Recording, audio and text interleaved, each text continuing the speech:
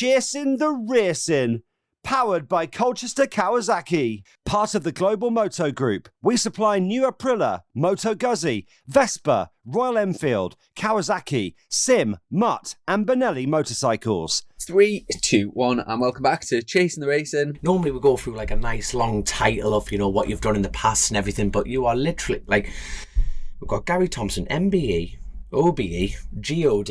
We've got is there any other letters, abbreviations attached to your name for the listeners? Yeah, BEM. BEM. BEM. Yeah, British Empire Medal. Yeah, so MBE, BEM. I'm loving it. And our co-host for the evening, this morning even, is Josh Corner. Have you got any titles, son? None that are broadcastable. Oh, fantastic. Well, first of all, thank you so much for coming on the show. And I'm absolutely amazed we've got you on off the second day of practice. I bumped into you at Donington Park, wasn't it? That's right, yeah. At Donington Park BSB. And it was just like, Gary, it'd be great to get you on beforehand. And that was actually a worse time for you, wasn't it? Northwest. It was Northwest. It was at the Northwest, of course. Yeah, it was closer at the Northwest. Yeah. And I was amazed that we couldn't get you prior, and this situation, I thought you'd be absolutely ran off your feet because you're running this whole event. So thank you so much for coming on. No problem. Probably once first practice starts and once we get first practice out of the way, although it sounds daft, because everything's done in the year beforehand, risk assessments, event safety plans. I mean, it's a full-time job. Everything is done. Once we get to the event and it starts running smoothly, I've probably got the least amount to do. If that you heard it here first, folks. He's a dawdler at this event. Put my feet up. Oh, good man. I tell you what, this will amaze you. You've been coming here since 2012, which we'll go back to, but on an in-house subject, this is your first time here, Josh. What do you make of the Isle of Man? Yeah, Isle of Man virgin. That's not going to last long here, son. Absolutely just blown away. From the obviously never been here ever. Watched it, followed it, as all bike races would, I suppose. And then just from the second that I got off the flight, I had my bicycle with us, cycled down and met you in Castletown. You were doing what was that event called? Sorry, the Balloon meeting. The pre-TT. Pre-TT classic. And it was just such a surreal feeling. I thought, how have I been alive for 26 years and never been to this place? And then I went yesterday to watch in a few spots. A few guys who used to race with who live here took us out in a car and we went to a few spots. And the first bike that I seen come past, I thought I would give every single thing that I own this very second to be sat on one of them bikes doing that. And it was just the best. I can't explain it. When people say it to you, it's amazing. You see it when they come past you. I couldn't even quantify it. It was amazing. It's class. If work's listening, my flight was cancelled home tomorrow and I'm staying a bit longer because I can't get a flight till the weekend. Oh, class, man, absolutely class. But I'll tell you what, before we go down the memory lane trip, of how you became Gary Thompson and all them, I've literally lost track of all them letters afterwards. First of all, congratulations. It takes a lot of work to get them. How nervous is running these events? When you talk about the Northwest where we bumped into each other, and then the pre-TT. You think you need riders on the grid. How, as far as a team, organisation, not just you as a clerk of the course, how bad is that, nerve-wracking, to actually your riders to get there? Yeah, well, the whole thing is, I don't know how to explain it really. God knows how you guys feel when you line up for your first practice, because I was asked this question a few weeks ago. I work on this event. It's a full-time job. It's clerk of the course of the TT, clerk of the course of the Manchester Grand Prix, event safety officer for the Southern 100, and I do all the risk assessment, the event safety plans, all the documentation for the pre-TT Classic and the Southern 100, as well as the risk assessments, the event safety plans, and everything for the TT and the Manx. But being up in race control, yesterday morning, obviously, first practice for a year, and obviously we had a bad year last year. So everything, we've done a lot of work from last year to this year to enhance safety and put in additional measures. But how on earth do you guys feel first practice lining up, and yesterday fantastic weather, beautiful weather, cracking course, everything's a lot of resurfacing, all that stuff. But in race control, my stomach was churning, absolutely churning. And it's the excitement, the adrenaline. We've worked on this for a year. I know how I feel in race control, but how you guys must feel on the start line, that just blows my mind, to be honest. Speaking as a rider, now obviously I'm probably not the perfect ambassador for every rider out there, let's face it, you know that, Gary. But, at the end of the day, we're very lucky, we're getting the race down that road. The dream, yeah. Exactly, that's it. But you think everything that goes on behind the scene, I'd be shitting myself more for you lot, 100% over, because you think everything has to... We live in a world now where everything's red tape, risk assessments, method statements, how to carry this out. And you're thinking, well, we're very lucky as riders to race around here. And that could be taken away at any point. Yeah. And that's how fragile this sport is. Yeah. And God love you. Yeah. Now, Josh, you know how important someone is when they get their own office. He's got his own glass cabinet in ACU, headquarters, you know what I mean? It's like Gary's hot box, you know what I mean? It's just like... Of course, you've seen that, haven't you? Yeah. Mate. When you get dragged up the clock in the course office, when you go down to rugby to get your hands slapped, you know you've made it. You know you've made it. But no, it's incredible, because I remember walking in the office, and obviously you got Michelle and all the ladies and everyone working their ass off, and there's Gary in the corner, boxed in. It's like, I would not want to be in your brain. Far from it. Far from it. I'll tell you what, we must go down, the actual... I'm really curious about the risk assessment element, but before we do that, we need to actually get your backstory out. No. And now, what was interesting is, me, Grace and Josh here, and even Lauren, we thought, we're going to get this bang on 10 o'clock here. Who turns up 5 minutes beforehand? Absolutely. And then you've explained why you turned up 5 minutes beforehand, being a military man that you are. Absolutely, yeah. Well, when I was in the army, every military time is based on 5 minutes before parade. So if the report time is 9 o'clock, you're there at 5 minutes before. And there was once when I went to a new unit, the 4th Armoured Division, headquarters of Signal Regiment, and it was my first duty, first time as regimental orderly sergeant. So the report time was, I think it was 8:15 to take on your duty. I got there at 8:12 because I had problems parking my car. Got to the RSM's office at 8:12, 3 minutes before. I got locked up because I was 2 minutes late for the 5 minutes before parade. How's about that? So 3 minutes early, but I was locked up for being 2 minutes late, 5 minutes before. Me and you just being constant prison. We would be, but you know what makes me... I'm trying to picture military prison. You know what I mean? Late. You know what I mean? Normal prison. Yeah, I beat up a guy. You know what I mean? I've been selling hard drugs. Military prison. Late. Anyone else late? Anyone else late? Yeah. Sell it at the back of the guard room. But when I was there's I love the military. Absolutely love them. I was in the military for 25 years, and there's a couple of things really. If I can just indulge for a minute or two. Go for it, mate. Go for it. Please do. Yeah. I was on the. We have this thing called in our corps at the time. I was joined up in the RAOC, and when you go from corporal to sergeant, so junior NCO to senior NCO, we had to go on a thing called an RPC1, Regimental Proficiency Certificate, Class 1, and that tests your skills as a soldier, basic soldiering basically, and then your leadership skills and all this sort of thing. And we. Towards the end of the course, or your pass off parade, you have to do this. Silent drill.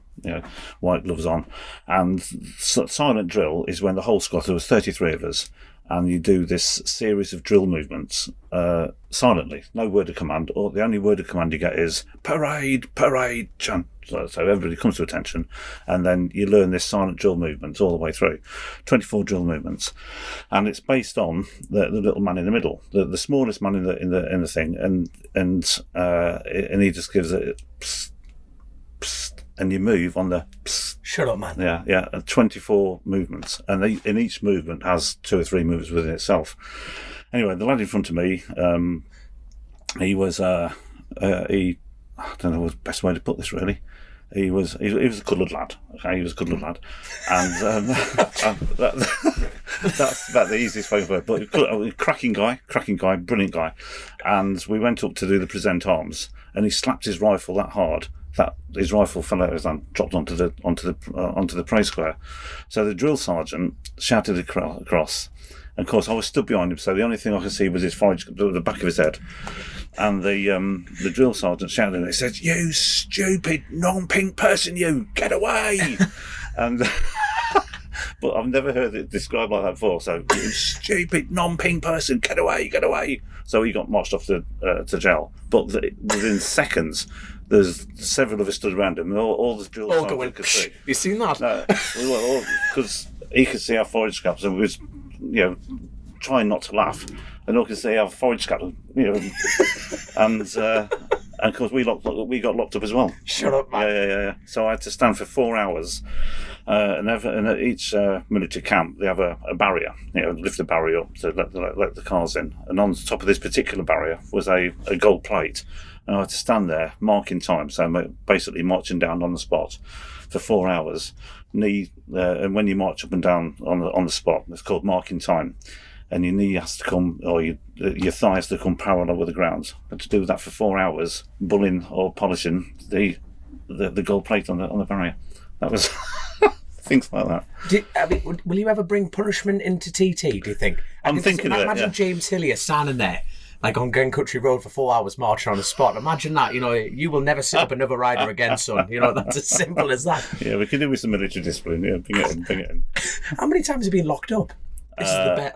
What an interview this is. How many times have you been locked up, Gary? A couple of times. Once for being late, and once for I punched somebody. I knew you were going to say scrapping. Fantastic. I knew you were going to say that. I punched a fellow colleague. We was out on exercise, and I punched him. Battered him one. Good lad. I did, yeah. He's a quick, obviously, I've never, my uncle was a paratrooper. He got deployed to the Falklands and everything.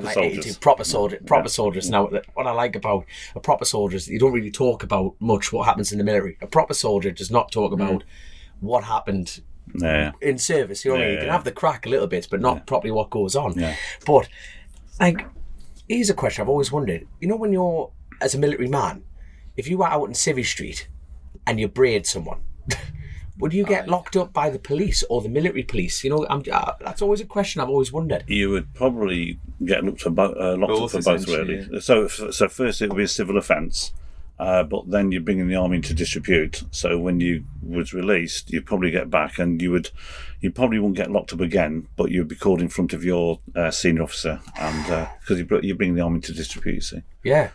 So we always end up on this show, every guest we get on, and it's always great to go back even further, back to your childhood, Gary. Were you ever a child? There's the first question.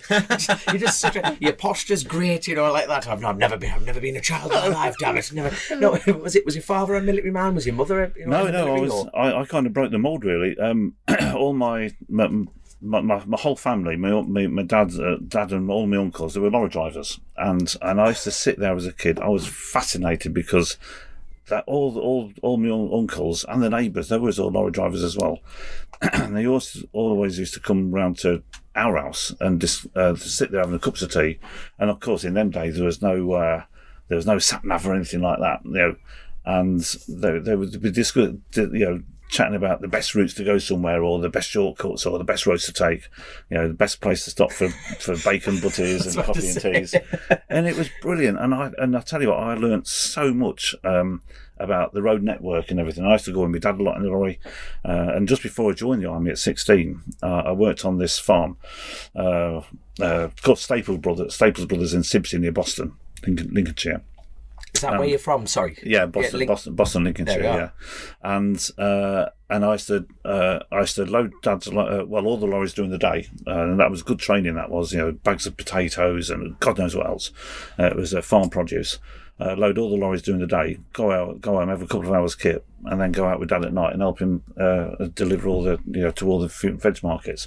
Brilliant, absolutely loved it.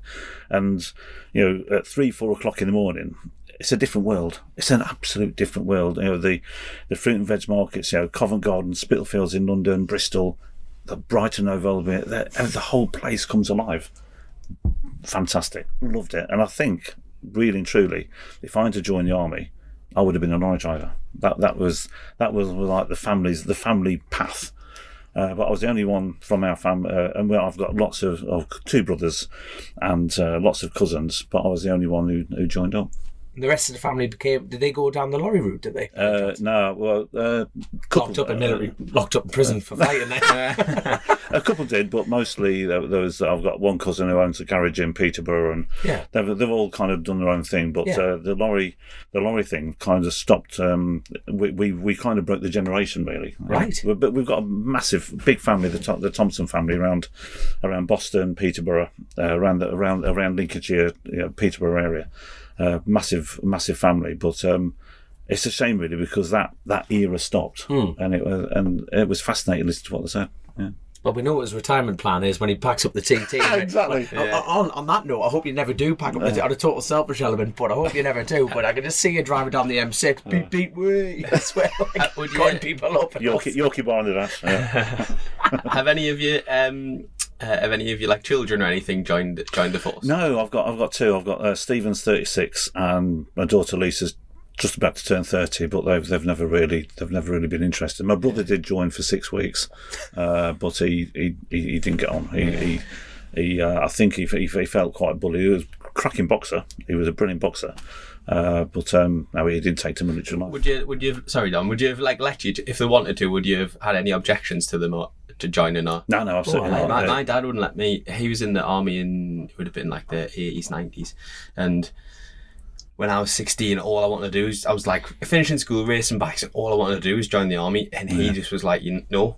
He went, when you're 18, you can do what you want. And then he just massively helped with racing so much in those 2 years in the hope that I would just be over it. And it was kind of going all right then, so I didn't. But it's probably my biggest regret not joining the army. You see, I would say I did brilliantly at school, but my qualifications were quite good. I was always good at useless at maths, but always good at writing English.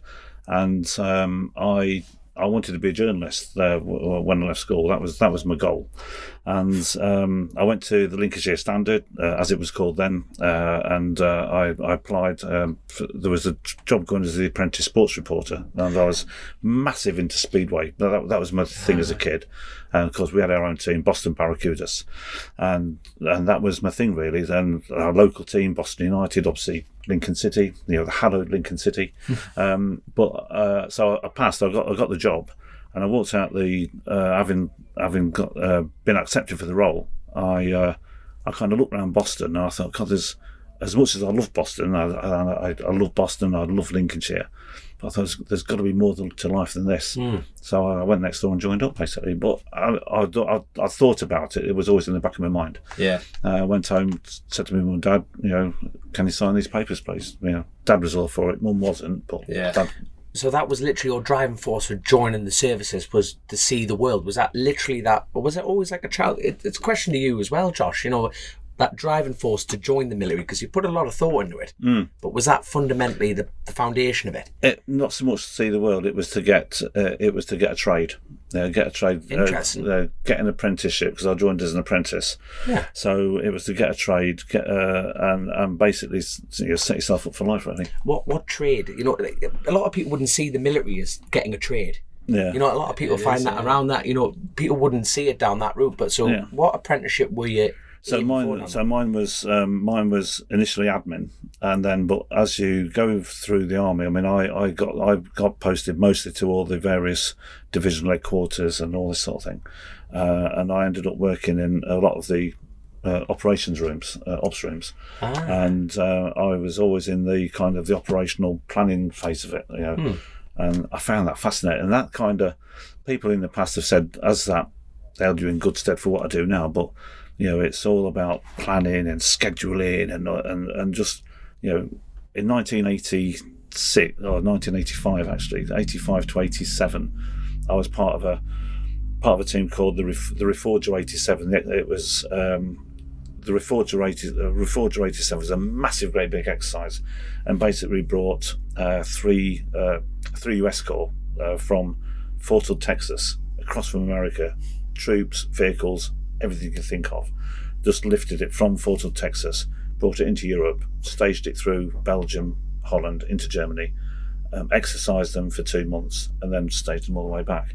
But the size of 3 US Corps, the amount of armoured vehicle, the logistics, 102,000 troops on the ground, the biggest biggest land operation, or the biggest amount of troops on the ground since World War II. It was absolutely mammoth, huge. And that's why I got my BM, British Empire Medal, because there was a very small planning team. The Colonel McEwen, he was awarded the OBE, my direct boss, Major Donaldson, or he received the MBE, and I got the British Empire Medal. Bloody hell! Yeah, it was huge. So, like, what in that why was that exercise carried out? You know when you think the logistics, the cost, everything on that side, but why was it for a military perspective? Was it to see can it be done again? Yeah, it was basically. I mean, at the time, kind of mid '80s. Obviously, it was NATO versus Warsaw Pact. It was the Cold War. NATO versus the Warsaw Pact, and that was almost it's an exercise to bring the support corps through to support the British corps in Germany, but also to be seen. It was it was called 3 US Corps. Sorry, it was called Reforger 87 brackets Deterrence in Action, and it was a deterrence to the Warsaw Pact to see what could be achieved. Bloody hell! Yeah, massive, huge. And I know you should never ask someone their age, but I'm not going to. But like, how old were you at that point? Because the Falklands was like 82 and round about. I was in Falklands. There we are. So so when you actually going back to that exercise, how old were you there? Literally forming the biggest operation since World War II as far as deploying troops. 23, 24. Yeah, so 23, 24 years old. Yeah. I was still trying to figure out how to light Sambuca on fire at 24. Never mind trying. I just watched a really good documentary the other day about the Falklands, and I was sitting in a cafe working, and I was watching this documentary on my iPad.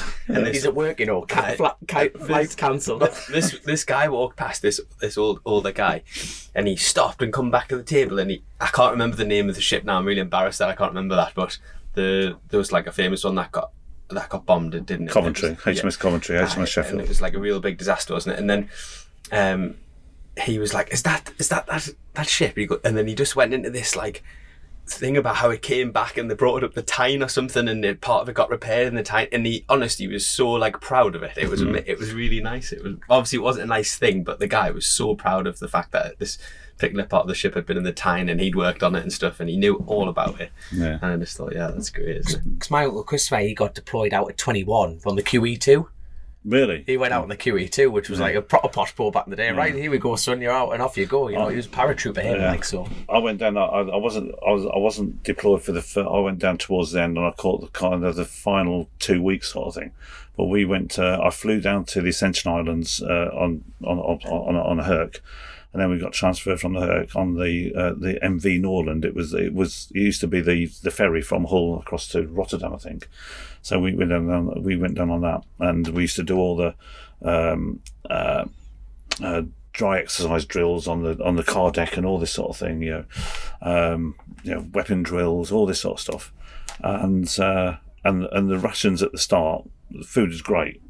But 2 weeks, 2 weeks down the line, we was running a bit short. So the packet smashed potato was kind of like potato soup, very very loosely speaking. I love it. It wasn't great. So sorry, I want to go back a little bit further. So you went, your journalistic element. You were following sport, and then at this point, you've got your education. You could have become a journalist down the sport avenue, and then you've joined the military. And then when you came back up, so how many years was your apprenticeship? Yeah, how long was your apprenticeship in the military? So I joined at 18 I joined at 16 as a junior leader stroke apprentice. I did 2 years at that, and obviously mainly based on your basic training, and then your apprenticeship was kind of the last 2 months. That's when you do all your academic stuff, and then I left there, passed out December 80. I went to my first working unit, or managed a regular unit, which is 3 Armoured Division in Germany in January 81. What was I then? 17, nearly 18 years old. I've got a question. After you've left Lincolnshire, you think, I want to see a bit more of the world.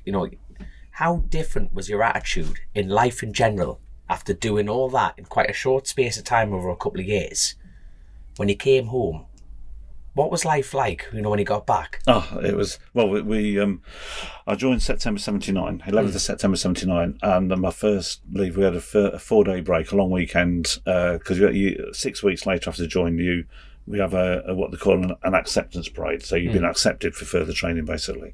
And then you have a long weekend. So the big parade and everything, which I have to say, and I've not mentioned this much, but I think I have to, because some people know about it. When you stand on parade, you obviously you stood there for a long time. Obviously waiting to be inspected and all this. And there was 5 companies, sorry, 2 companies. In our company, B company, there was about 5 platoons, and so one platoon gets selected to be inspected, and the rest of you have to stand there while they're being inspected. And the secret to when you stood at ease, so you stood to attention, they say stand at ease, and the secret is to rock very, very gently on the balls of your feet and wriggle your toes, and that keeps the blood circulating. Right. I didn't. I stood there absolutely rigid. I didn't move a muscle. Eyes to the front, rigid. And when they was give the word of command, parade, Sean, I fainted. And luckily I fainted to the side. I didn't impale myself on my bayonet. It would have been a very different interview at this point. Well, and that's a chargeable offence. If you faint on parade and you injure yourself, it's self-inflicted. It's a self-inflicted wound. So I would have been locked up for that. Shut up, man. I'm serious. Yeah, that's a self-inflicted. Hold on. Let's go down a little bit. It's like Military FM instead of Chasin The Racin podcast is. How on God's green earth? Who came up with that concept? That must have been a medieval thing. It's what it's like, doesn't it? No, hold on. Who at one point said, I'm going to right, look, son, you stab yourself and I'm going to punish you for stabbing yourself? Is that to do with like cowardice and stuff in the wars? Do you think, because people would shoot themselves in the leg to get out of it and stuff because they're just Yeah, there'll be a military buffer listening to this going, how the hell do you not know? No, but seriously, do you know anything about that?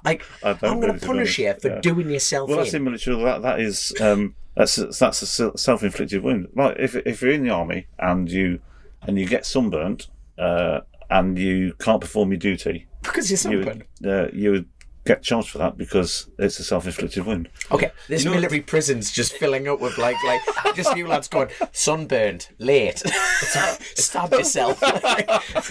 You punched Gary Thompson. Gary Thompson punched you back. I can just see the prison cell now. It's funny though, because when I was younger, and I remember when I first got a mobile phone. My parents got us a phone, and I remember my dad used to kick off with us if I'd go out and it wasn't charged. And I would think it was just such an insignificant thing. And they used to rattle on about the army. He's like, if you didn't do your buttons up or something, he's like, you might drop something.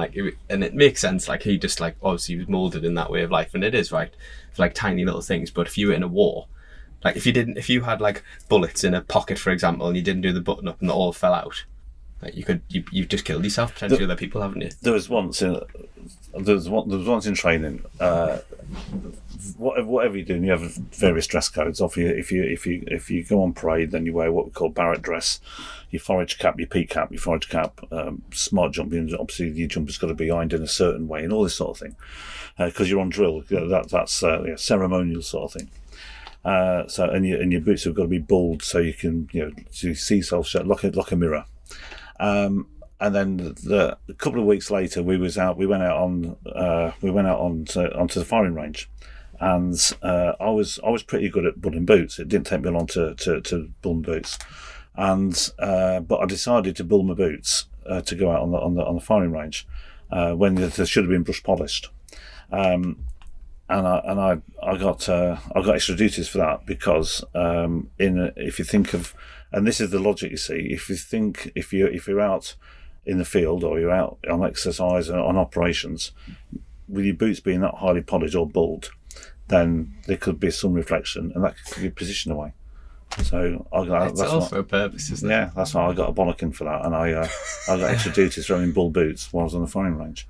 Didn't make sense, and I thought, shit, that's a bit harsh. I'm really smart, but when you think back, you think, well, yeah. And when you came out of the army, what was I suppose this will link into what we're going to go into next, but I distinctly remember my granddad saying to me about my dad when he came out of the army that other than how many sugars he could have in his coffee, he couldn't make decisions initially because they were made like down to what socks he wore. Yeah, it was that, and that was his like struggle because he was only young. He wasn't in there for years. Like he would have been in his mid-20s or like late 20s when he came out of the army. I know where it's coming from. I mean, I was fortunate really because I left the army on the Friday the 15th of November 2002, and I started work at the ACU 2 days later on the next Monday on the 18th.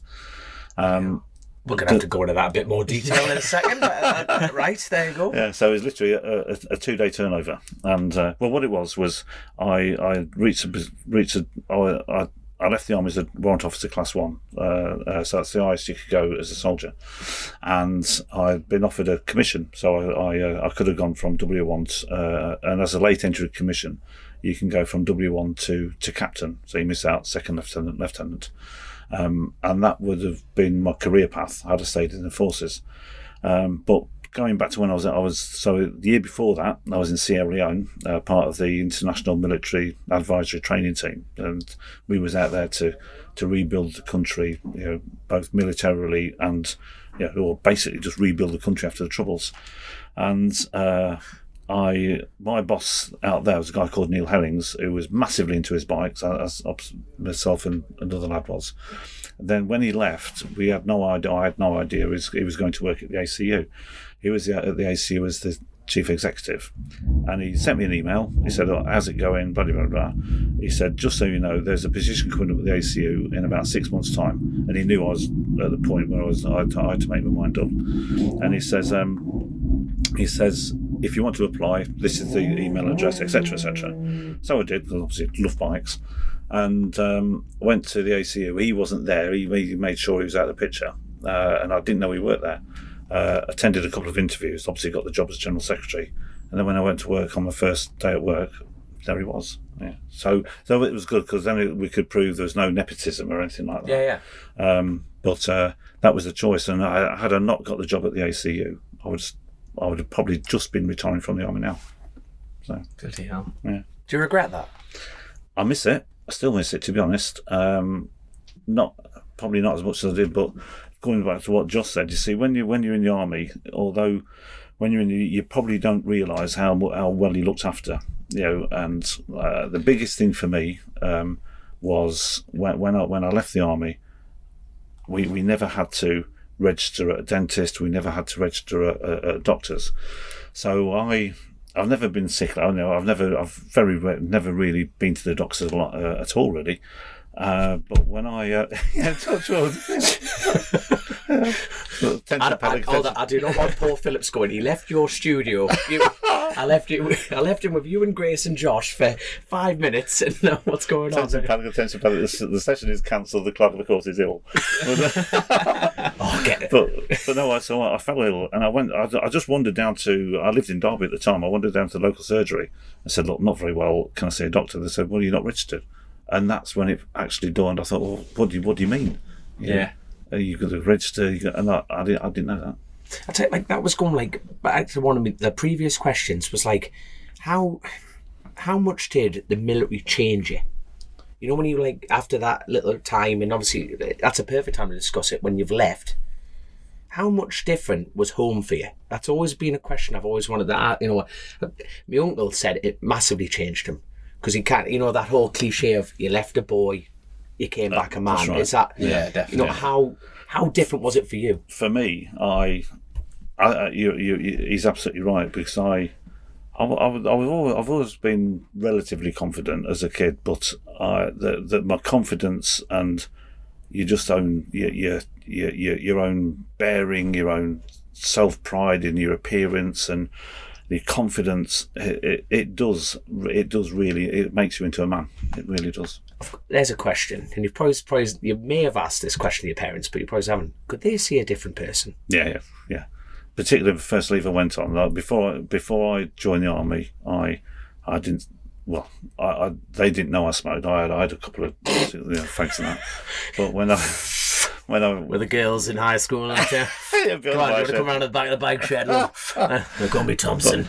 But they But when I went on leave my first, so I went on and I thought, well, I've got to be upfront about this. So I slapped a packet of B&H on the table, Benson edges, rolled up my sleeves, tattoo, you know. Bob was, oh my God, Will, what's happened? Where's my boy gone? He's gone. But no, and they could tell straight away, you know, even after 6 weeks, you know, you're much more self-aware, much more independent, and just confident, everything much better. I'm now sorry about me again. I'm not going to get the wording right. Now, it used to be in this country many years ago that you is it civil service? You had to join the military. What's the term for that? Oh, national service. National service. Thank you very much. Yeah. Do you think that should be in place still? Absolutely. Oh, here we go. Absolutely. Now, hold on. Before you go down that route, before I get you going, I must ask that question to you, Josh. Do you think it should be?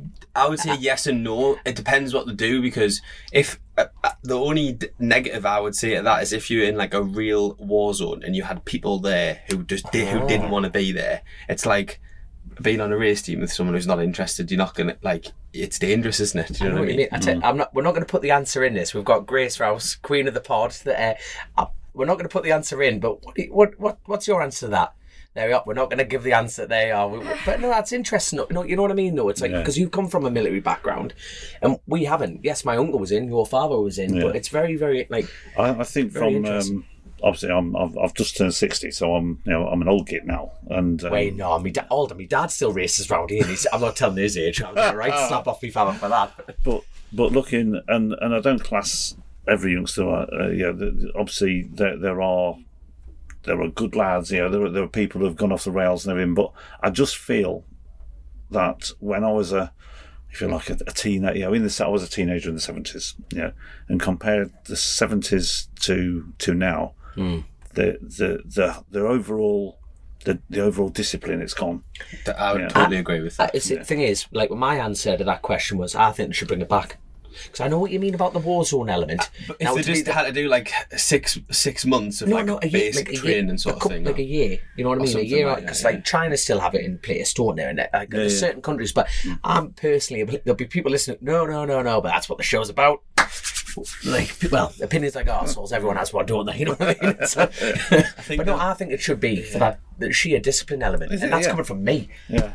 I just think as a nation, we've lost the discipline. And I know we're all for free will, we're all for democracy and all that sort of stuff, but the basic discipline has disappeared. We are an absolute generation of snowflakes, and we come from that generation. That's a very good way of putting it, actually. Massively entitlement, and there's absolutely, in my opinion, nothing we're British wrong. And we're perfect. But there's nothing wrong with being ambitious and stuff like that. I get slagged for that all the time, because you want nice things and you want to do stuff, but you've got to work for it.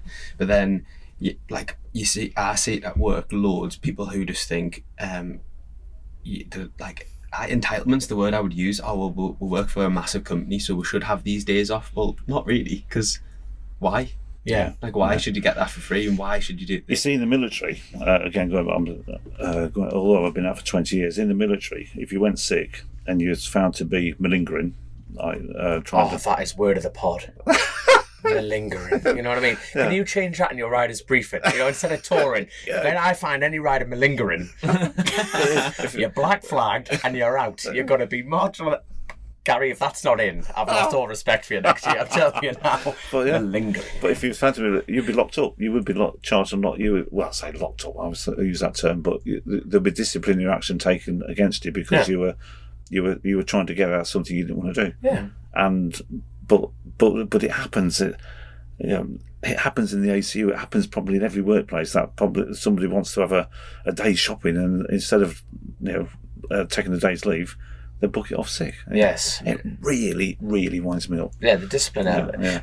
I've always it's always a good question to ask on that side of things. But you know what's on to the next stage of this was you've left the military, and that's a big decision because now a lot of people. Well, even going back to that, I find a lot of people who were in the military, like your father, I bet he said, I loved it. And not many people stick at it. That's the difference. There's always a reason where people quite leave early and stuff like that. And I'm not going to go down that route with things, but you're a man who loved it. And you got to a crossroads and went left or right. was it literally your love of motorsport or sport that made you finally make that tip over? That was a big part of it. The other thing as well is because I'd reached W1 and would have gone to the rank of captain or stayed as W1, I would have either been what they call a long service soldier or a late entry commissioned officer. But in either case, the army could have turned around to me then after a period of 5 years or very short notice and said, at the next round of redundancy cuts or whatever, I would have probably been one of the first to have been made redundant. Right. That's a difficult one to say that because obviously you've got the experience and everything, but I could have been told after 5 years, right, that's it, thanks very much, off you go. So I weighed that up against, but then obviously looking at the ACU, I did it as soon as this job would come up. I thought my first thought was speedway. I thought speedway, obviously road racing. That they were my two passions, and I thought, what a fantastic entry into the sport. I knew of the ACU. I knew it was the governing body, and I thought, well, that's it. And I thought then if I do well, it's a job for life, second career, basically. How nervous were you about getting the job? Very. You know what I mean? You know when you think, when you get that, like, there's always a job for the boys, isn't there? Yeah. There's always a job for the boys. And you are quite literally the most qualified man. At 24, you're essentially, well, you could invade a country at 24. you know when you think about it, when you put it, it's layman terms like that, just got, like, if Putin had his mobile number... Imagine it. I've got a little problem over the border, son. Don't worry, slip me a brown envelope, you know what I mean? We'll sort it. Gary Thompson's account gets shut down for Russian connection. Okay, we're going down a right road here, sorry. I'll write your schedule, no problem. Jesus, man. No, but at 24, but going down, putting that envelope in, going, can I have your job? Imagine if you didn't get, how could you not get that job? That was the thing. It was leaving the army after 25 years and joining the ACU. That interview, it literally was a life-changing moment, and I was crapping it. And they said to me afterwards that because there's three people there's three people that had been in the final interview stage, and I for the other two they had jobs in Civvy Street in the local area, but for me it was life changing. It was move a location, complete change of coming from the army into Civilian Street. It was literally life changing, and I was really nervous about that. Yeah. You can imagine either that or the lorries. Was it either that or the lorries? Wasn't it? No. Was it like if I don't get this job? Oh no, I would have stayed in the army. I would have hedged my bets and I would have stayed in the army for as long as I could. Yeah, that was it. Yeah, but it was a life-changing interview, literally life-changing. And you've been at the ACU ever since then? Yeah, I've been there since 2002. Yeah. Do they still do the thing? When you do your licence, have you got to go and do the classroom bit? Yeah. The bit of it. I'm an ACU coach. Oh yeah. Yeah. Are you? We're all fucked. Check the paperwork. Oh, it shows how much you've got your finger on the pulse. How did we let that happen? I know. Tell me about it. I know. Tell me about. No, both me and my dad do it. For the North East Club. You're damn right. I keep the grunts coming in. Don't you worry, son. You're at the top of the food chain. I'll handle the rabble. What do you do?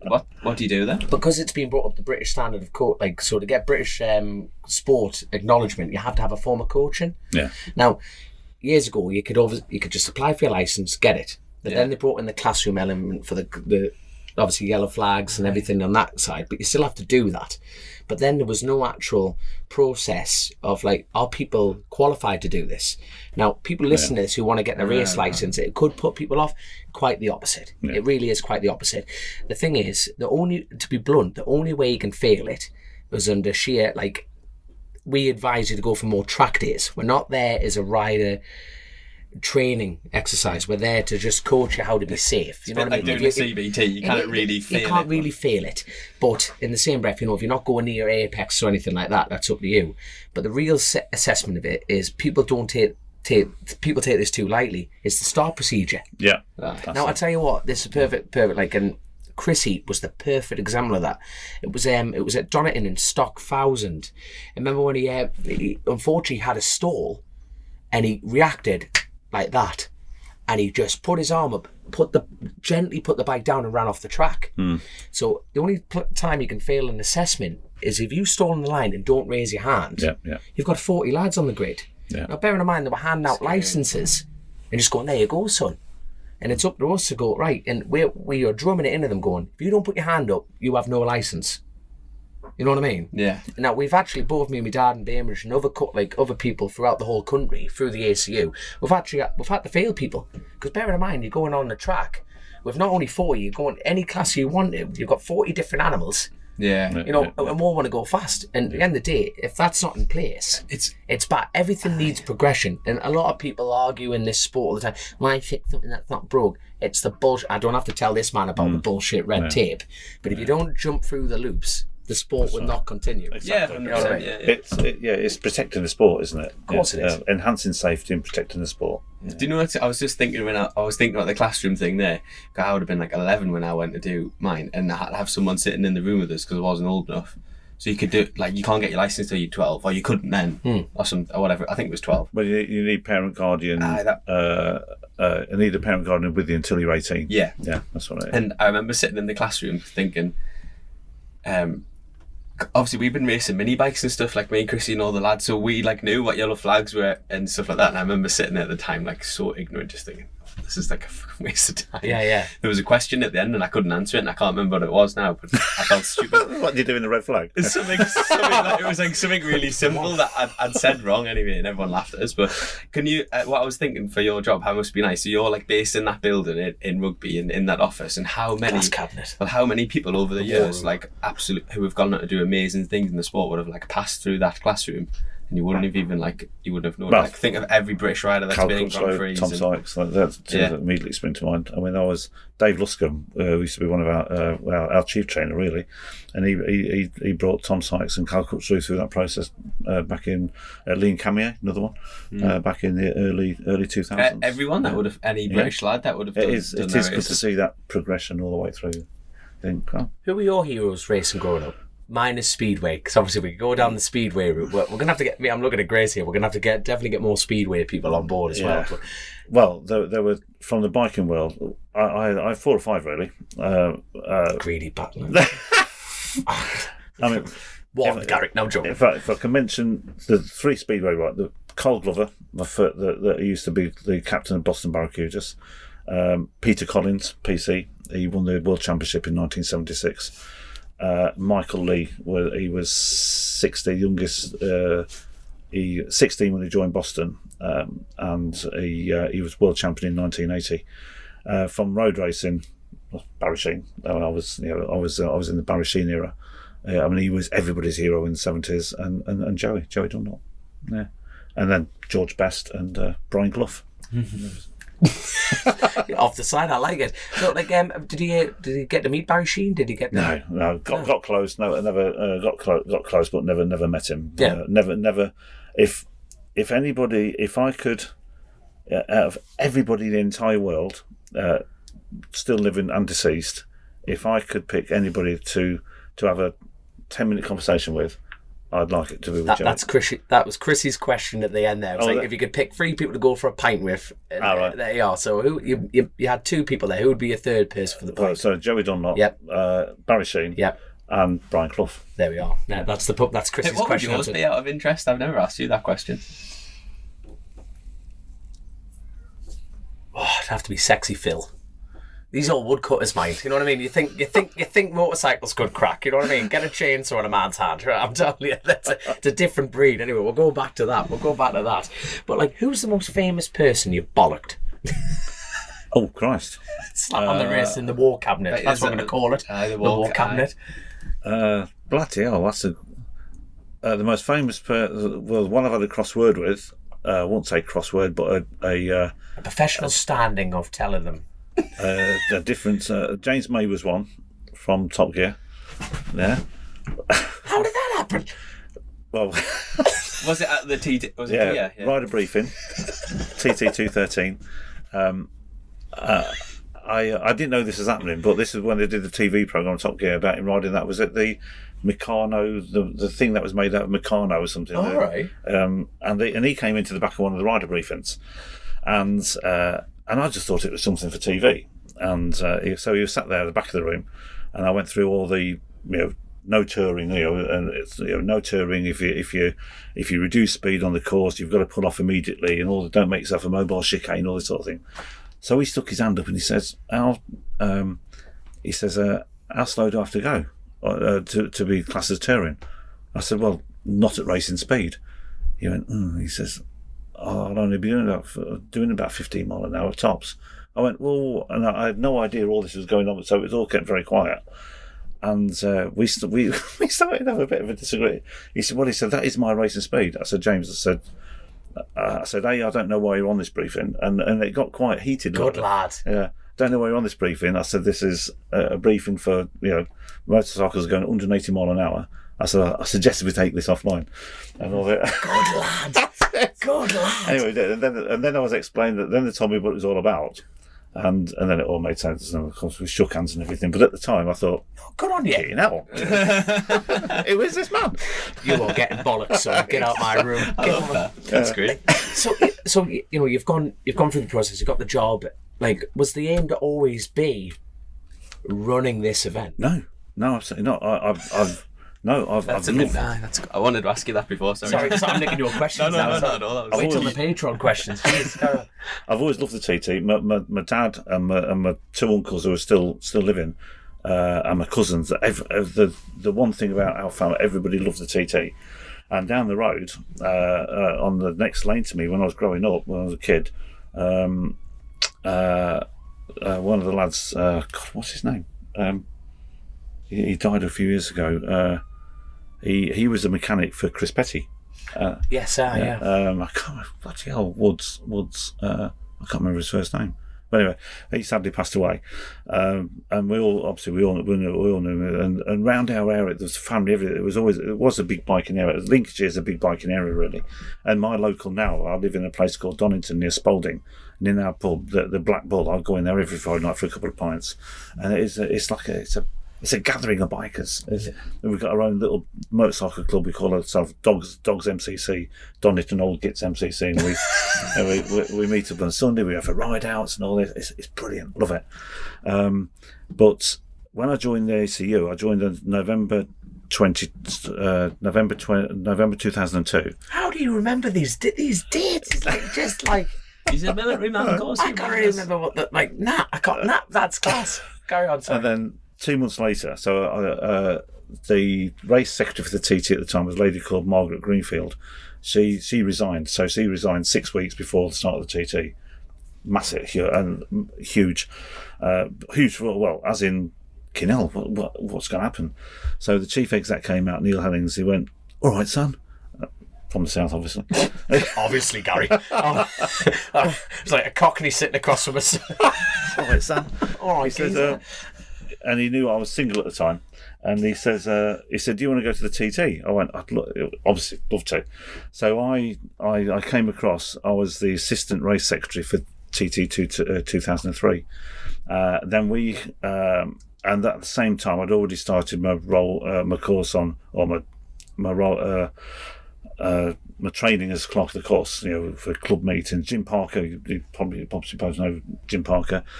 He took me under his wing at New Era as I was being trained up through New Era, and when we didn't have it then from 2000, we didn't have it for 4, 5, 6, and 7. That went back to the Manx Club.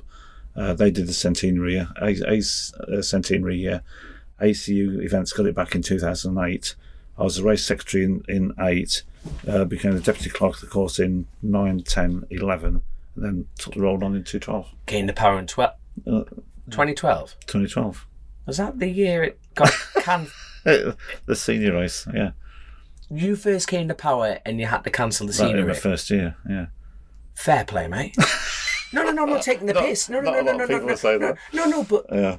You know what I mean? Your first year, you're there to make. Fair play, because that takes some.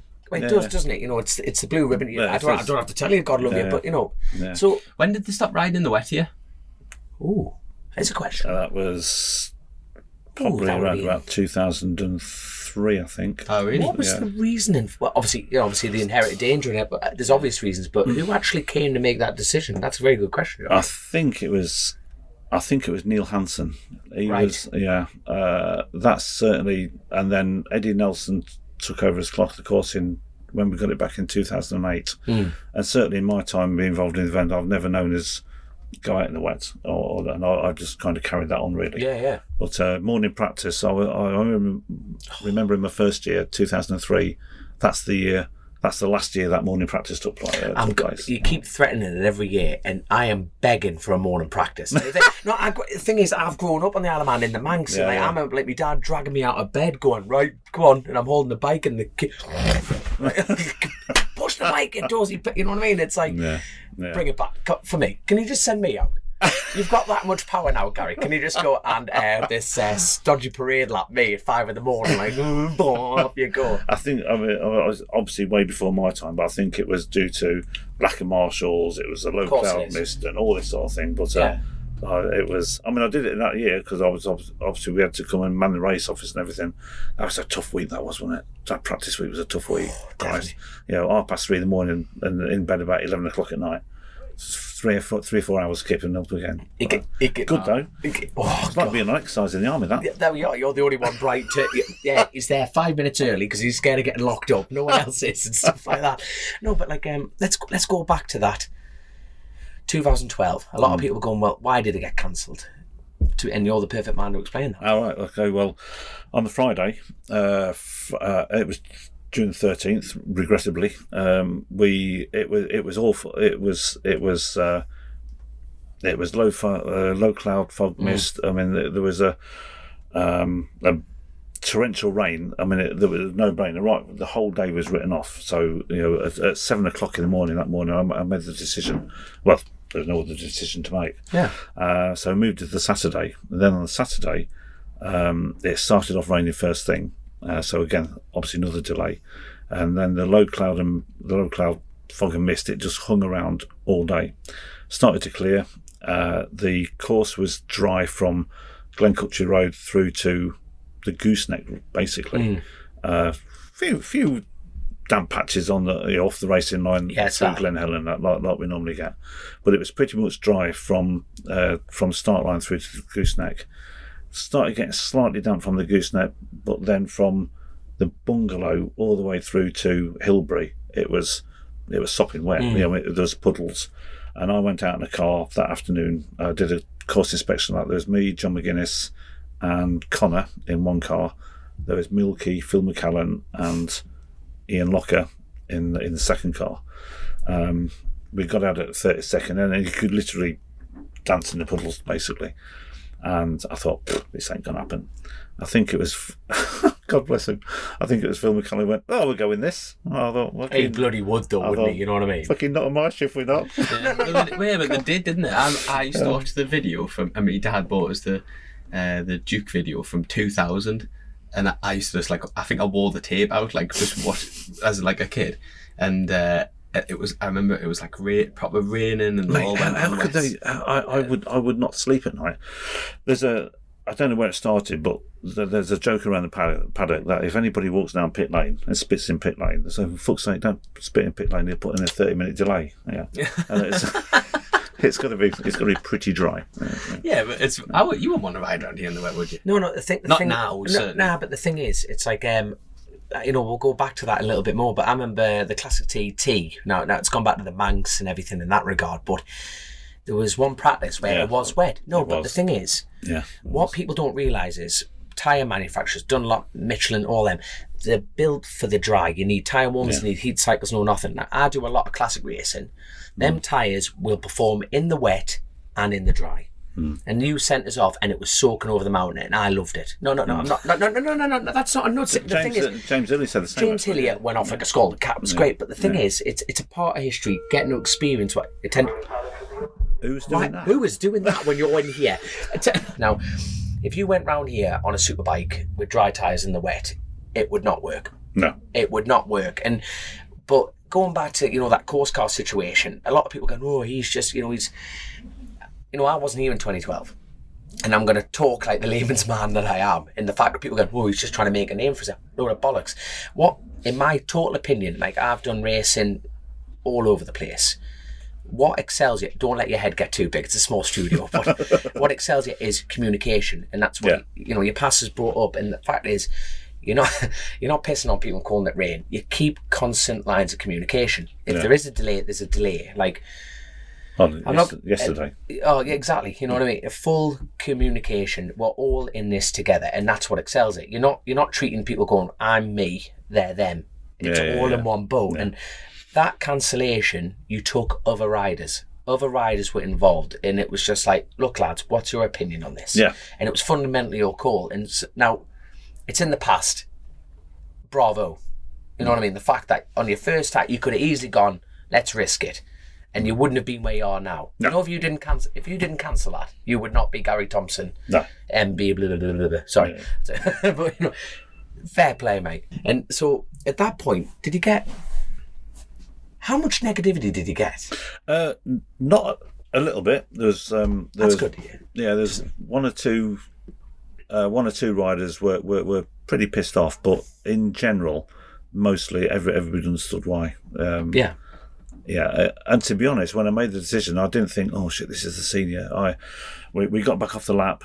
We went into the what used to be called the jury room at the back of the race office.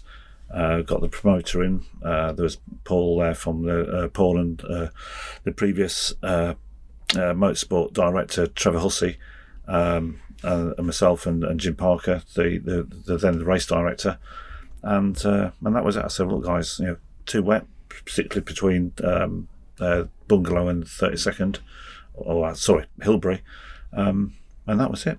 Called it off, and the only thing on my mind was safety for the riders, and I never even considered it being the senior race. And it wasn't until probably about the next morning I woke up and I thought, okay, no, what have I done? Excuse my French. Okay, no, it was the senior, but that never featured the afternoon before. The afternoon before, it's purely rider safety, as it should be always. Yeah, damn right, damn right. Yeah. You don't get a sense of that until you.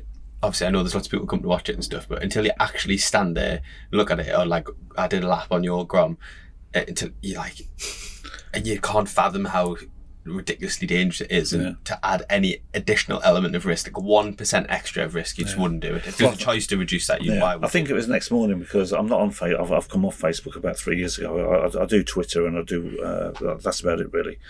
But it was the next morning. It was all the headlines. It was all social senior race cancelled for the first time in history, and CFC Gary Thompson did this, and you think, oh, okay, no, but it didn't matter. It was rider safety. That was it. My God, no! Like honestly, that is. And it didn't get ran. And that was just it. Just didn't get ran again. No, that was it. The thing is, no one likes a yes man. Fundamentally, no one likes a yes man. They like him at the time, but you wouldn't be where you are. I'm a firm believer in that. If you're not willing to make the hard calls, you shouldn't be there. Absolutely. That is the thing of it. Whatever decision I've made, there is always somebody who won't like it. 100%. Yeah.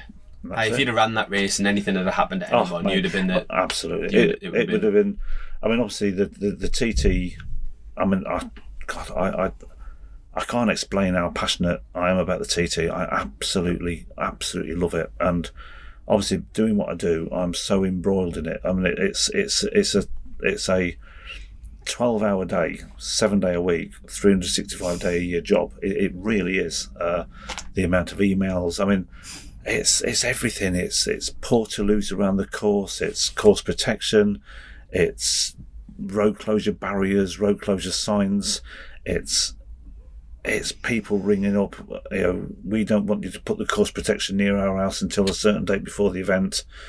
I can't explain how much is involved, and that's what I love about it. And don't get me wrong, I don't mind short circuit racing, and this is not to be I've got to be very careful how I say this, because I love road racing, all forms of road racing, but nobody has got the depth of planning that we have to do here at TT. I can totally see that, yeah. Absolutely. Do you know what's massively impressed me, but I've never understood, just shocked us so much? half an hour before the roads close, there's like buses and daily life is just happening, and then all of a sudden it's like, well, if that's like cars parked outside of people's houses, stuff just gone. I mean, that's the perfect thing. You think 30, so up until 6 o'clock tonight, we will have, and with the amount of people on the island now, it'll be absolutely rammed from the grandstand through to Ramsey Hairpin. And at 2 minutes to 6, we'll have a call into, I absolutely guarantee it, we'll have a call into race control saying that the traffic at the Ballacrane traffic lights is probably back to Greba Castle. And that's a fair distance, yeah. But 2 minutes past 6, that road will be clear. Yeah. And then 28 minutes later, that 37 3/4 mile course will be ready for the first part to go down Bray Hill. That for me is... That is, yeah, that is incredible. But when you go to like other events, don't get us wrong. Like us, we always have a catch up with like Joe Atroy and Christine and Josh. And we'll talk probably a little bit more in depth about like the Northwest element. But then, when you compare this event compared to others, and you're thinking they've got a 9 mile long lap, they've got a 3 mile long lap, and you and your team can shut down 37 miles and a bit, and you think, come on. No, that is my opinion. That's not, I'm standing here with my own opinion. You're thinking, for God's sake, how we? You know what I mean? Like, the organisation can be done. It's absolutely there. You know what I mean? And but the different, what I find in this, yet again, my opinion, a lot of people, not everyone, a lot of people treat it as like a 2-week event, and they go, I've got 2 weeks to get that sorted. You have just said yourself, it takes a whole year. The second senior starts, you're already planning the next year. Absolutely, yeah. We probably, so senior race finishes. I'm normally on the boat the next day, but then on the Monday the next day, we're already starting debrief meetings of the last 2 weeks. So everything's fresh in our minds. Obviously, then I'm looking at work, anything that comes out of the TT that may need. That for the TT, for the risk assessment, for the TT course risk assessment, I've obviously got to tweak that, amend that, or whatever in readiness for the Manx. So lessons learnt from the TT for the Manx, but those same lessons learnt for the TT next year. But we're already looking. So in 2 weeks' time, I shall already be looking at TT 2024. Absolutely no question. Yeah. Here's a quick fire question for you. What could stop? What one event could stop the TT?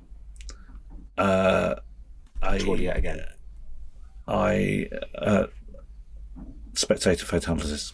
Right. Yeah, absolutely. Spectator fatality.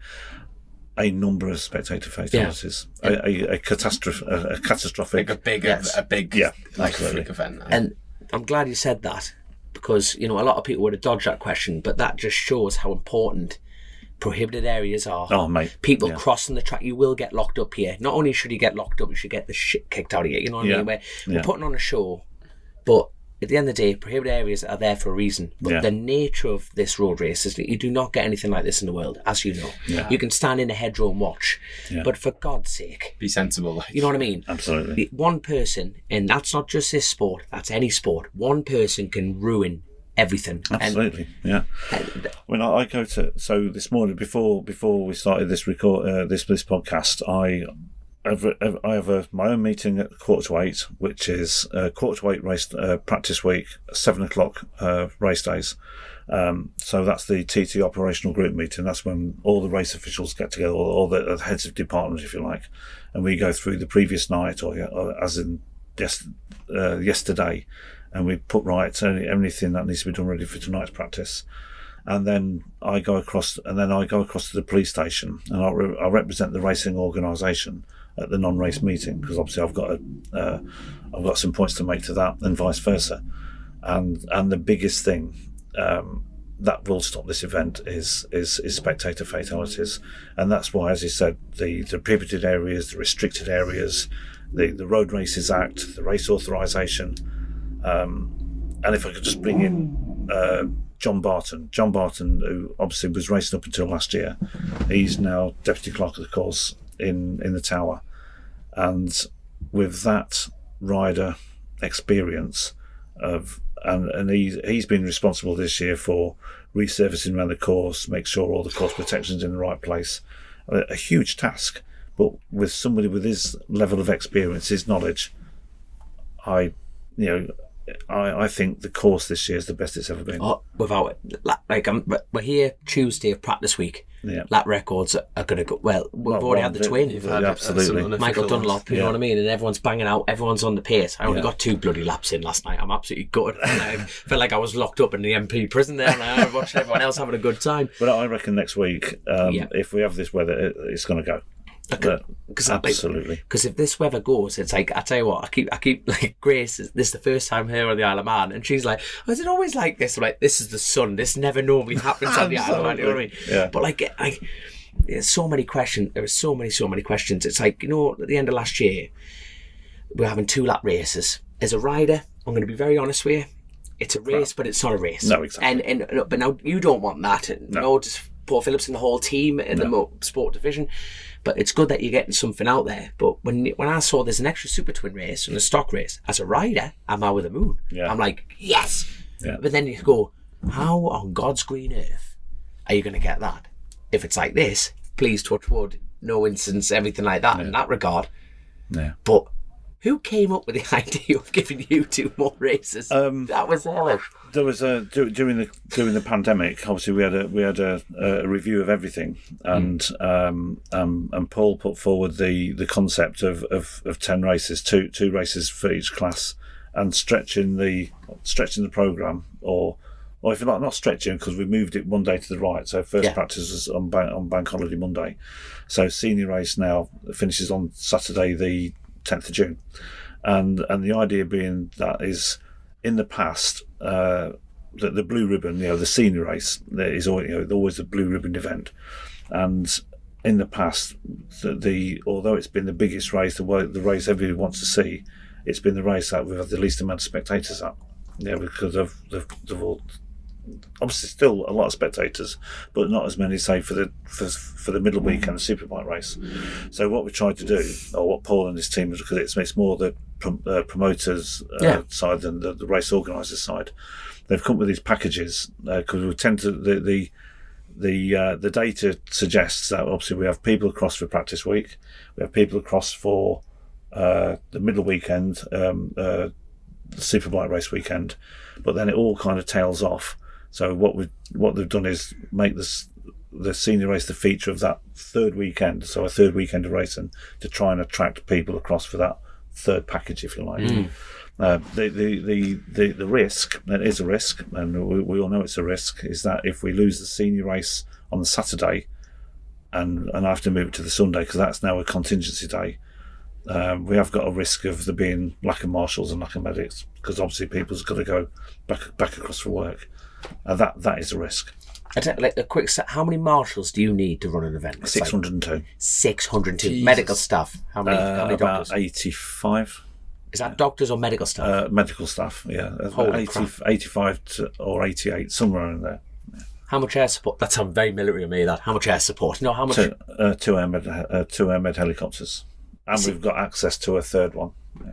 You see what I mean? Like, this is the nooks and crannies of it all. You know what I mean? Though, people stand there enjoying a beer. Well, we've all been there. We've all been that spectator going, why the fuck is he not running? You know what I mean? But we've got and in this half hour before, like tonight, we shut the roads at 6 o'clock. First bike away at 6:30.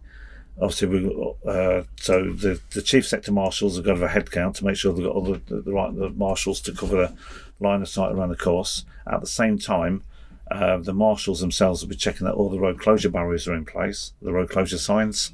Nobody's in the prohibited areas, nobody's in the restricted areas. Checking the road to see if there's any oil dropped, any debris. Travelling marshals are going around doing the same thing. Checking that all the recticel, all the lamppost protectors, all the course protections tied down safely. There's a lot going on in that 30 minutes.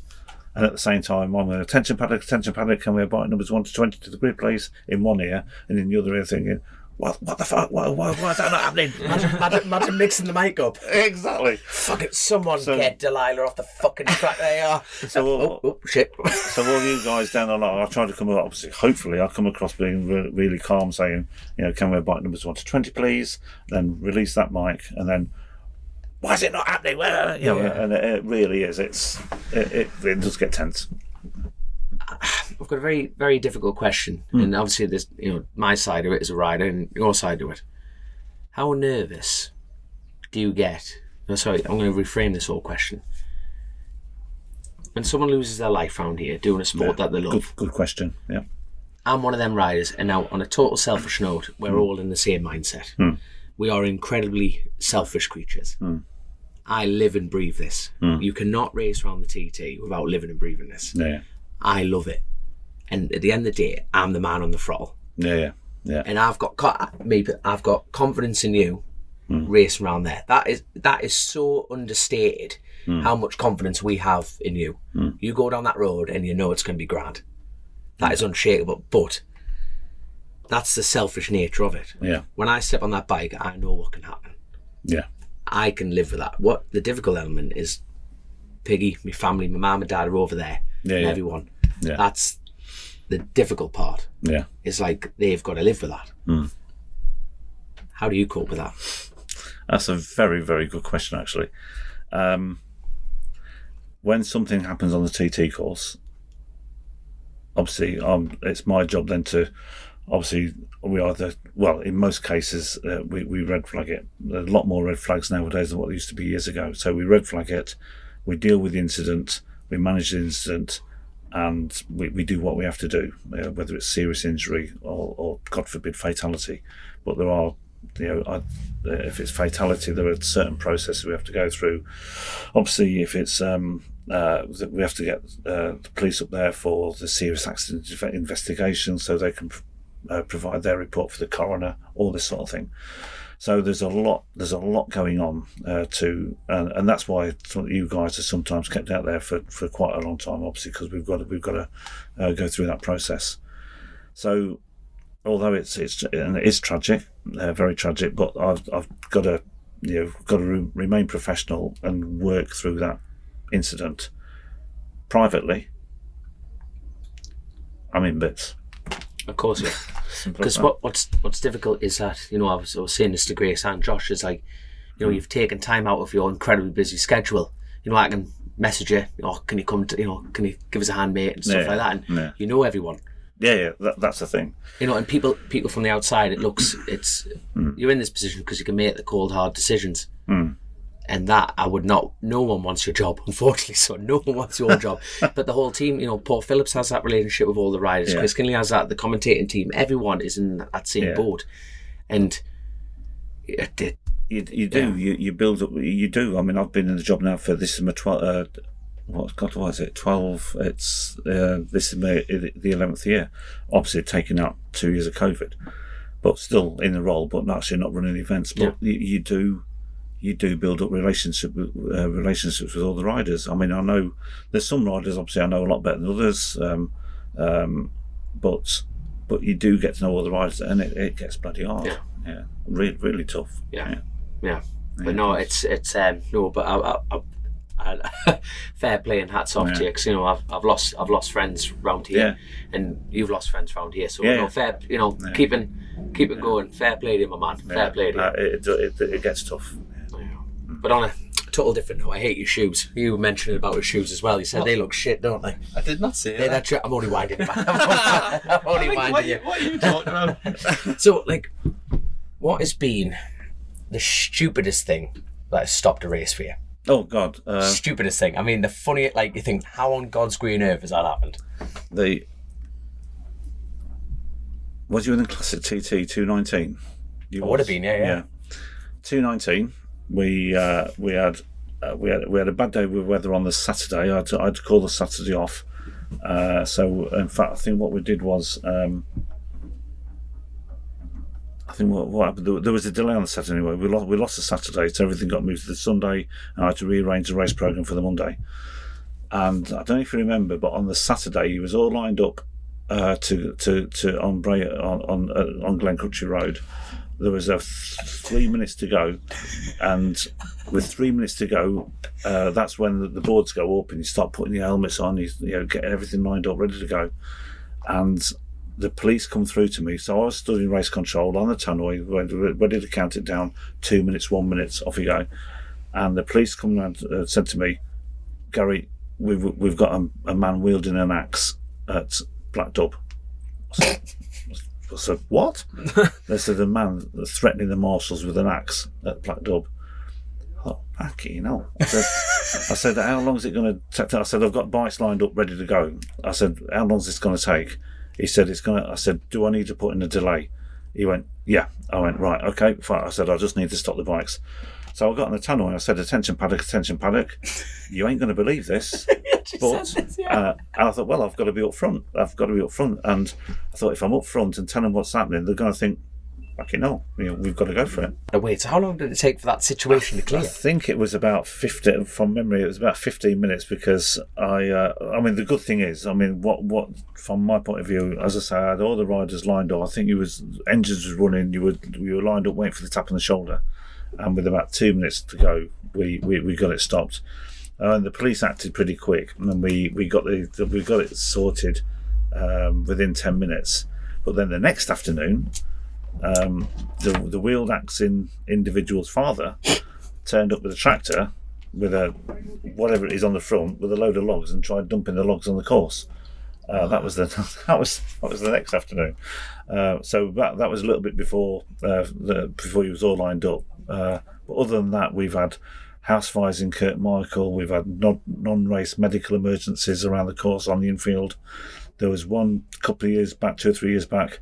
I mean, the little kid involved is probably the hero of his school now because racing was in progress. I think it was practice week. Racing was in progress, and the little kid had a fit, and he was at Kirkmichael. And instead of red flagging the race, the doctor agreed that we could use one of the AMED helicopters. So he literally landed in the school on the school playing field. We got the kid out, and he was transported to hospital. And then the next morning, he was the hero of his school, sort of thing. He was the bleeding TT. Never mind the school. You know what I mean? They are. Go on. But it is. There's so much stuff happening.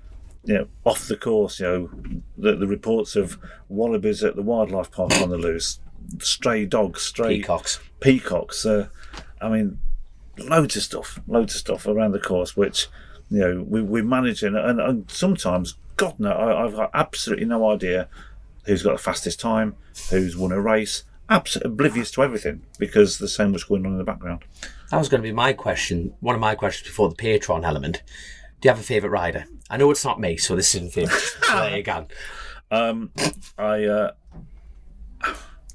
He has a favourite. Josh, he has a favourite. There you are. I like it. I admire. I do admire Michael Dunlop after what that lad's been through. Yeah. Obviously, Joey, his dad, his brother, and still doing what he does. Absolutely full respect to the man. I tell you what, a lot of people will not realise about this about Michael, and I broke down at Ginger Hall. That man acknowledges every yellow flag he rides by. Absolutely. He sticks a leg out or sticks a hand up. He was banging around there at 131s last night. Yeah. He acknowledges every marshal. So that was funny because we seen that yesterday. Something came off Dean Harrison's bike, like the top of Bray Hill. I think it was just like the seat bung, like bounced off the curb and flipped up, landed like not on the path but on the road. But it was well off the line. Marshall held the yellow flag out and he comes steaming through and he just rolled. Like didn't just shut off, he like proper rolled out of it, looked around, arm up straight away, waited and then went again. I thought no one else really did that, to be fair. Everyone sort of rolled, backed off but didn't put a hand up or anything. Connor does that, to be fair. Yeah, Connor does. Yeah. But the thing is, don't get me wrong, it's not like if a rider doesn't stick a leg out, that's not a bad thing. He's concentrating, they are acknowledging it, they're going out their way. They don't have to. Yeah. But it's that manners of going, there you are. Seen it. And he looked as well. You know what I mean? I thought it was great. People know him as the bull and everything like that. You get in a fight with him on the track, he's going to bully out the way, but that's the race. I mean, me and Michael have had crosswords. I say crosswords. I mean, I was 216 when we had the issue with the piston, Hutch's piston. Of course. Michael's team So I think it was the Supersport race 1. Michael was disqualified for having coated cam buckets. Yes. And but Hutch's piston it did match up to what was in the FIM technical regulations, which we were using for that event. But I want to say we had a crossword, but obviously Michael wasn't too impressed on the decision that we let Hutch stay in. But no, generally we go well. And he's just what's happened to him and his family is just, and for him to keep doing what he's doing, he's got utmost respect, really. How involved is your position involved in the scrutinisation, the rules? As far as what the bikes are illegal to do.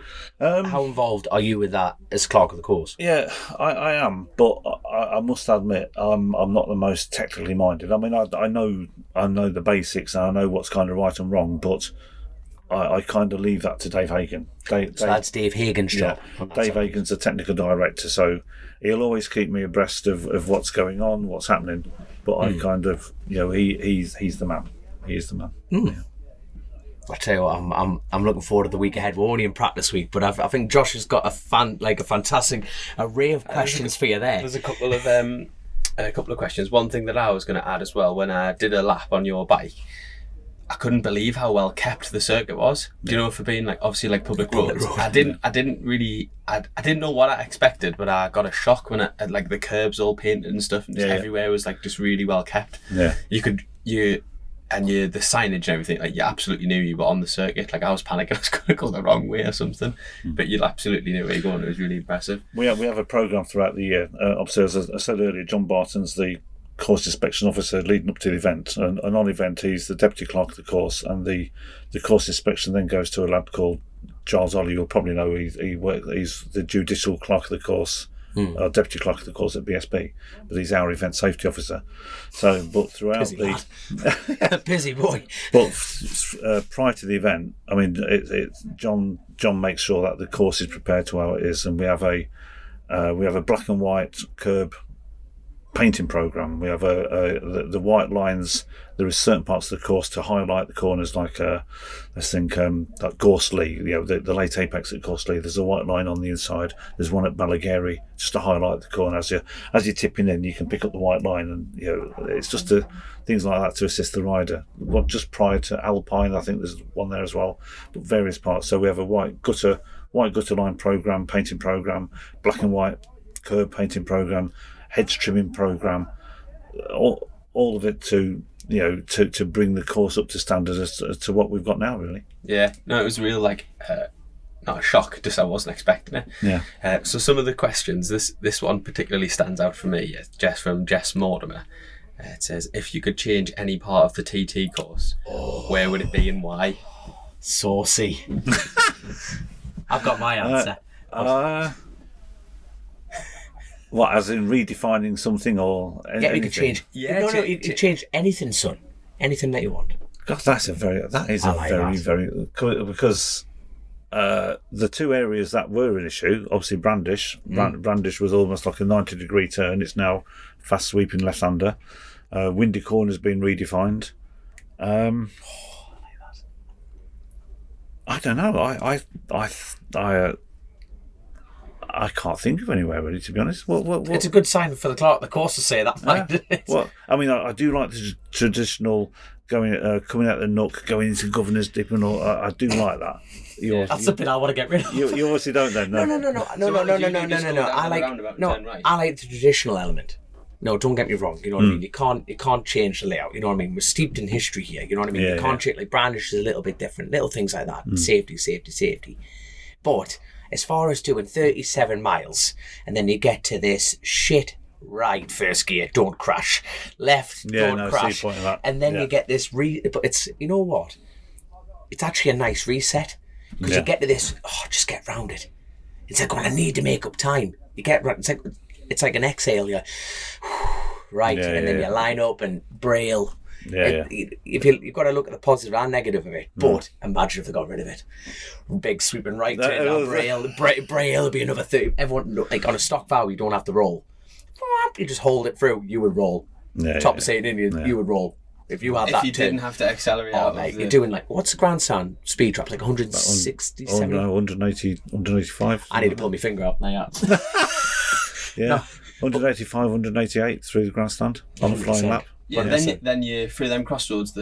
I stood there yesterday, both wheels off the ground, 100%.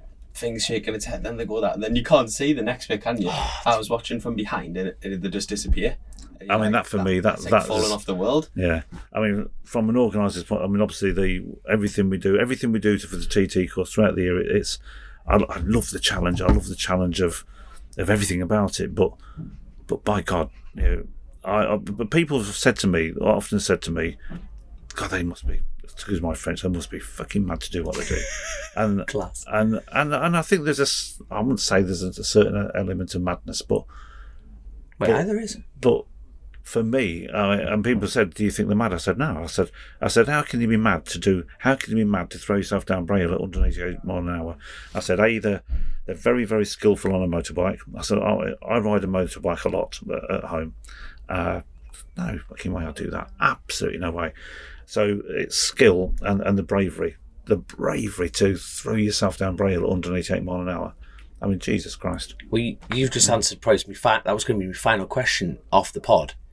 Have you ever wanted to do it yourself? Yeah. Well, Right. A, I haven't got the skill. I am too old. B, I just haven't got the skill. And I know I haven't got the skill. You have the skill. No, I haven't. No, 2 years ago, I went on a motorcycling trip. There's me. I'm fairly close mates with Steve Plater. There was me, Steve. Lawrence, Steve's best mate, Lawrence. Yeah, There's me, Steve, Lawrence, and there's 8 of us. We went. We rode from Lincolnshire up to Knockhill. Stayed for BSB at Knockhill. Then rode from Knockhill to Aberdeen. Did a few days on the Shetlands and rode back. And a couple of times I tried sticking on Steve Plater's back wheel. Wasn't happening, and that for me was the way. I always thought I could ride a bike, but no, absolutely not. I can. Oh, come on, Steve Plater. He weighs the same weight as a paper bag, for God's sake. You know what I mean? That doesn't count. You know what I mean? But by God, that did prove to me. I thought, well, I can ride a bike and I'm safe, but that you lads, and especially around here, I think you're very skillful, incredibly skillful, but incredibly brave as well. There you go. We've kind of answered a couple of these. Yeah, other well, give him a shout out though, Josh. Yeah, Phil Wright's asking about the responsibility and like, do you like understand the riders have got their eyes open, they know what they're doing, and then obviously we touched on how you feel when there's a fatality or anything like that. Who said that question? Phil Wright. Phil Wright, yeah, spot on. Have you got a couple there? No, but we've got an audio file. So if you sign up to be a patron on Chasin The Racin, is it the £10 package? See, it's a bargain. That's a couple of coffees. You know what I mean? Trying to sell it here, Gary. Trying to sell it here. I'm in. But you get a chance to do audios. Now, the best thing about audios is we don't actually pre-check them. So because your headphones are working, can you hold that over the mic? Question for Gary.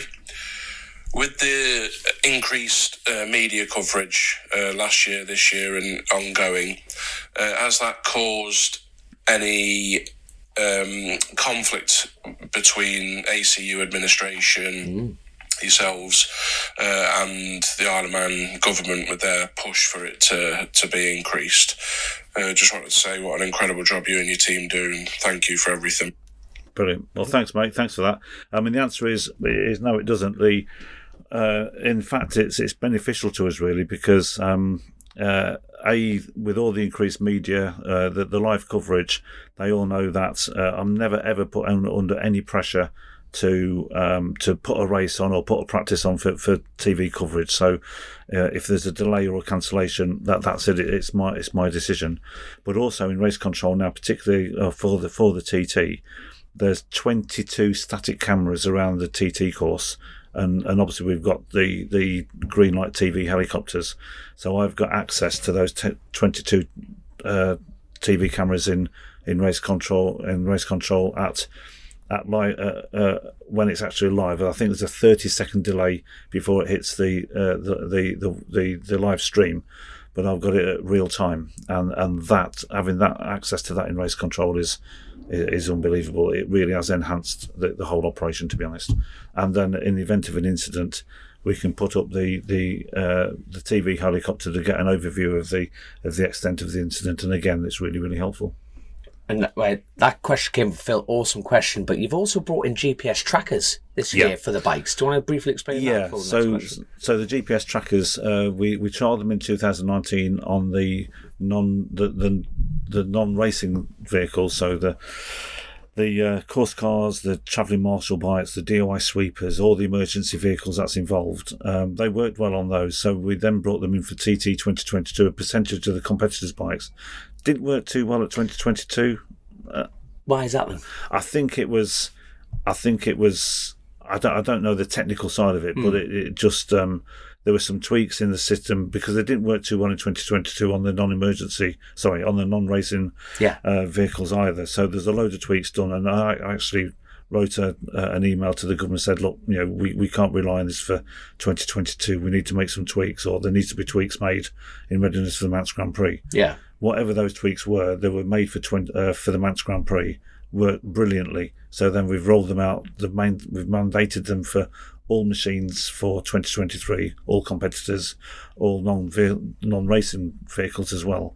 And yesterday there was still one or two minor glitches, which are currently being worked on. But overall, in race control now, we can see where every competitor's bike is on the track at any one time, which is amazing. Because normally you're having to go wait through sectors on transponders, so you could go for a transponder sector, but you don't know exactly where they are till your marshals call in, your sector marshals call in. The transponders were good, but all of a sudden, when you passed through, we never knew where you would be until you passed one of the transponder points for definite. So as soon as you click through Glen Helen, it would leap from, say, wherever it was to Glen Helen. It was like, gone through there. Yeah. Yes. So, but no, the GPS tracking, still some work to do, but massive leap of faith. And the thing for me is that's why touchwood yet again. That's why the TT will continue. You never rest on your laurels as an event. You never go, well, that'll do. Let's not fit. You're constantly evolving on that side of things. Yeah. But we've got another couple more Patreon questions. A couple of interesting ones here. So intro. All right, here we are. This is from Stick S. When the day comes that you won't be in the tower, will you be watching as a fan, or would you rather be away from the TT? And if so, which part of the course would you watch from? What a question! What a question! I like that. I've got a couple of favourite parts of the course, really. I'm 60 now, just turned 60, so I've got... He's very proud of that. You keep mentioning that, but you don't look at son. I was about to say I'm 59 years and 13 months, because the 60th birthday was not a good day. I was dreading reaching that age, but anyway, there we go. But so I've got a few years left yet, unless AC events say otherwise. But I think the plan is then I will hand over to whoever's coming next, and in my own mind I've got a good idea who that is. No names, no. But all seriousness, that's great to hear, because I'm not being funny. Succession planning, but they are big. The pressure, and the thing is, you're not going to pick a divvy. I hope you don't pick a divvy. You don't have planned on raising it a long time, but that is a pressure part, and fair play to who's willing to step up to that point. So fair play. So when that happens, I will probably stay on in some sort of, not to say right there you go, it's all yours, but some kind of, if you like, consultancy role, or be in the background to help them through. But in terms of watching on the course, the obvious one is bottom of Bray Hill, but take bottom of Bray Hill out of it. Graham's Memorial, to watch them come out the van through to go through the bungalow. I've marshalled there a few times, absolutely brilliant. And Brandish. There's another place. So when, like yesterday, we had to put in the delay because we had to move marshals around, and one of the areas where we're always short of marshals, wanted a marshal, is a little green lane. It's called Landjagan Lane. It's just down from the Craigney Bar on the right hand side, and nobody wants to stand there, and I can't understand that, because what it is, we need a marshal there to stop any bikes, any off-roaders coming up that green lane track and trying to access the course. So we need a marshal there, and I would love to do that, because you can see them coming. You can see all coming from the Cates down through the Craig, then down to Brandish. what a place. And I'll tell you what, the day I retire, I will probably sign up to a marshal, just a marshal there. There we are. Yeah. Well, The noise of them coming down from there as well. Do you just get one bike on the road and it's all the way from Kate's down there? We watched there yesterday. And I couldn't get over the noise of the thing just singing for so long. Exactly. Yeah. So you've got the noise element, you've got the visual. Unbelievable. See, Grace will be putting this out Monday, God love it, and there'll be people ringing, okay, can I marshal? Exactly, Can I marshal? A glut of marshals just past Quigney Bar. But you know what's great is the fact that no marshals, no racing. That is a solid fact, and it's great that you're in full support of them. The fact that you want to be a marshal yourself, and that says a lot. Well, I've done a lot of marshalling. I also, back in the UK, I once the Manx Grand Prix finished and before TT, we have a lot of the IMC courses, incident management courses. There's myself and a guy called Neil Smith, who's the Chief Sector Marshal for Sector 5. We run them courses in UK. So I actually train the marshals up, take the courses, and I love it. I love doing it. Good man. Well, I'm really sorry, but I think we're going to have to cut this one quite short because you've got a job to do, and we've got bikes to build us lot. Yeah. So it's but obviously you need to be 5 minutes before parade as well. 5 minutes parade. I don't know. I'm stuffed. Then I'm getting locked up. And tell you that. CJ, we did mention the peacock thing, so you can't tell us off that much for that. So, Gary, thank you so much for coming on the show. Honestly, thank you very much, and thank you for everything that you do. Really do. Yeah. Obviously, a bit of house cleaning on our side of things. The show would not happen without Colchester Kawasaki, all our patrons, Bennett's, Alan Garner. He's obviously been supporting the show for a long time, and Grace Rouse is here, the amazing Grace Rouse, absolutely fun. There we are. That's it. Absolutely class, and keep the fingers crossed, everyone, for the weather for race week, because this is back in time or going forward. I don't know what's going on, but again, thank you very much, lads, and catch you soon. Thanks, See you in a bit. Thank you. Thanks. Chasin The Racin, powered by Colchester Kawasaki, part of the Global Moto Group. We supply new Aprilia, Moto Guzzi, Vespa, Royal Enfield, Kawasaki, Sim, Mutt and Benelli motorcycles.